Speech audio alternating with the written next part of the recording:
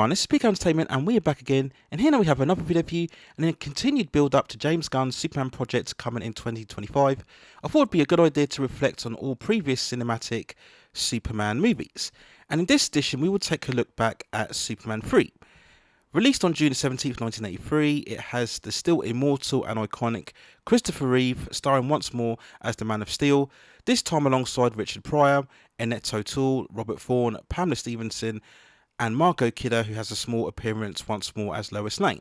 Now, this story sees Superman ever present as the world's protector alongside being Clark Kent, continuing his news reporting duties at the Daily Planet within Metropolis. With Lois Lane going on holiday to Bermuda, Clark revisits his hometown in Smallville, where he reconnects with his close childhood friend Lana Lang at her high school reunion. We then see wealthy, industrial and ruthless businessman Ross Webster, who alongside his sister Vera and assistant L'Oreal, is intent on destroying Superman, who he sees as a major obstacle in his plans to take over and control the world's oil supply. Ross employs computer genius Gus after he sees that he's embezzling funds from his company, but realizing his skills, he enlists Gus to help him build a supercomputer to help destroy Superman. But over time, Gus feels conflicted as their plan progresses, and when Superman becomes corrupted under the influence of a synthesized kryptonite, he has to purge himself of the negative effects before looking to take down Webster's plans. Now, the two previous entries from 1978 and 1981 were absolutely magnificent and super successful and very much transcended Superman even further into popular mainstream culture. So it's very sad then that Superman 3 falls quite short significantly below these two in terms of overall quality and story. Now, admittedly, I've watched this movie multiple times as a kid growing up throughout the 1980s, and to be honest, I can still find it watchable, and it does have some good to great Superman moments, but overall, its biggest mistake is that it veers too much in the comedic elements. Now, whilst those comedic elements were also there in the first two films, they managed to find the right balance with the more serious gravitas, and that is one of the major reasons why the first two films were so good. But the third entry here doesn't really carry the same weight, and this is highlighted straight away from the opening sequence in an over-the-top slapstick scene within Metropolis, which just sets the film off on the wrong foot straight away.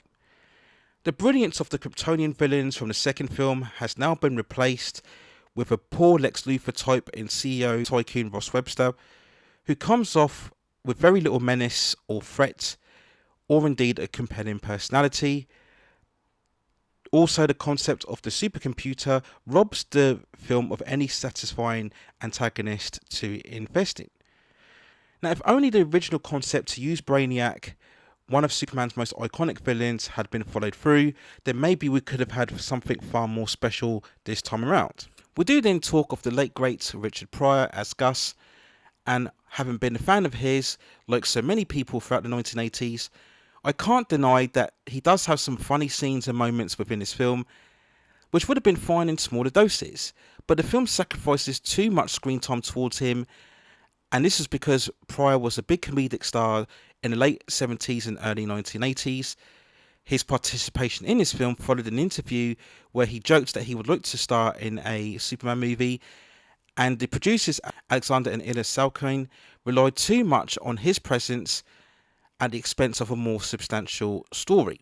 But despite all of the film's flaws, as I mentioned before, there are some still good to great moments. Annette O'Toole's Lana Lang is a very sweet addition and a change from Lois Lane. The reunion scenes between her and Clark work very nicely, as well as their dynamic together. And of course, the one constant quality across all of these movies is Christopher Reeve, who still stands undisputed in his presence as Superman, and we do get some truly great Superman moments. Whether it's Superman preventing the explosion of the chemical factory, where we see him freezing the layer of a large lake in ice before carrying it down to cool down the heat, absolutely great stuff. We then have what most people have agreed is the best sequence of the entire movie, where Superman has been corrupted by the synthetic kryptonite which has manifested a much more darker nature within himself. We then see this through a number of sequences where we see Superman disrupting world events, and also hilariously when we see him drunk, supposedly in the bar, flicking peanuts and smashing the glass bottles. And this all leads then to a brilliant fight between both Superman and Clark Kent within the junkyard.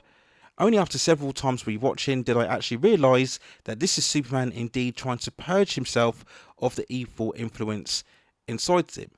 It's a very well constructed sequence and staged in terms of the action, and this is the one true time that the movie generates any sense of seriousness and suspense. And once more, the highlight is the brilliant acting of Reeve, who manages to convey that maniacal intensity within the darker version of Superman. It's absolutely fantastic to watch, and you just wish that had this film maintained more of this seriousness and intensity all throughout the film, then we could have again had something special. But alas, that wasn't to be, and the drop in quality also reflected in the box office, where despite dethroning the all-conquering Return of the Jedi to #1 in that year, Superman 3 underperformed, only grossing around $80.5 million from a $39 million budget.